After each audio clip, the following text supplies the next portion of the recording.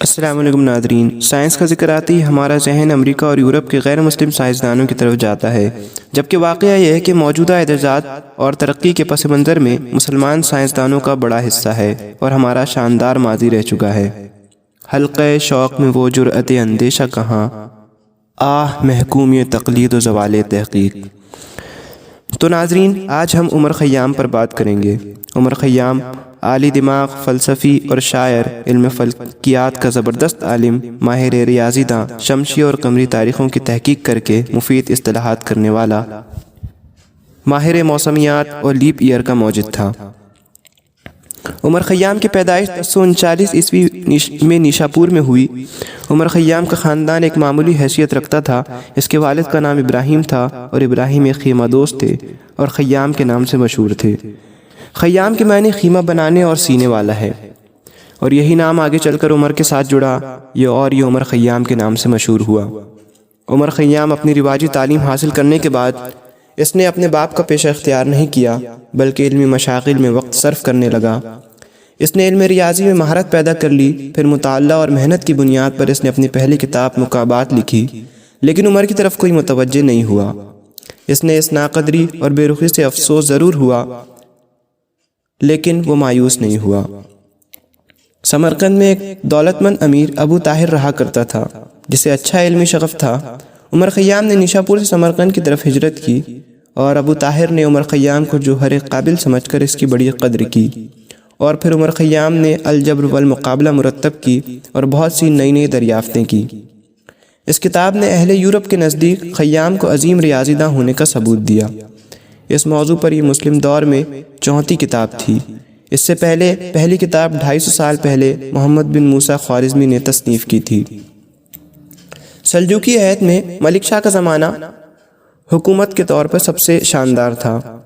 اس دور کے مشہور وزیر نظام الملک نے اپنے حسن تدبیر سے نہ صرف سلطنت کو مستحکم کیا، بلکہ اس کے ہاتھوں بہت سے ایسے علمی کارنامے بھی انجام پائے جن کی وجہ سے اس کا نام رہتی دنیا تک باقی رہے گا۔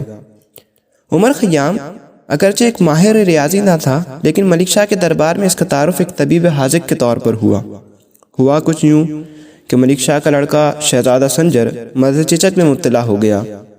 شاہی طبیبوں کی نگرانی اور علاج کے باوجود اس کی حالت اور بگڑتی چلی گئی۔ اہل دربار کے مشوروں سے عمر خیام کو طلب کیا گیا۔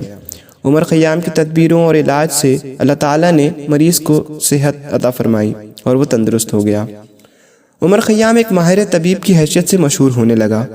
ملک شاہ نے بہت قدر و منزلت کی اور شاہی طبیب کے عظیم عہدے پر مقرر کر کے اپنے دربار میں شامل کر لیا۔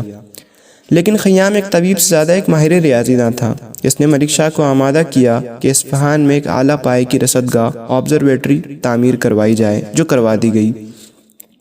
اس رصدگاہ میں خیام کے مشوروں سے اعلیٰ قسم کے آلات نصب کرائے گئے اور اس رصدگاہ کا اعلیٰ افسر نگراں عمر خیام کو مقرر کیا گیا۔ عمر خیام نے سال کی مقدار دریافت کی، جو آج کل کی دریافت جو نئے آلات سے کی گئی ہے، اس میں صرف کچھ سیکنڈ کا فرق ہے۔ اس نے شمسی اور قمری تاریخوں میں مفید اصطلاحیں کی اور حکومت میں بہت سے کاموں میں مدد کر آسانیاں پیدا کی۔ عمر خیام ہی لیپ ایئر کا موجد تھا۔ آج اسی کا شمسی کیلنڈر یورپ، امریکہ اور دیگر ممالک میں رائج ہے۔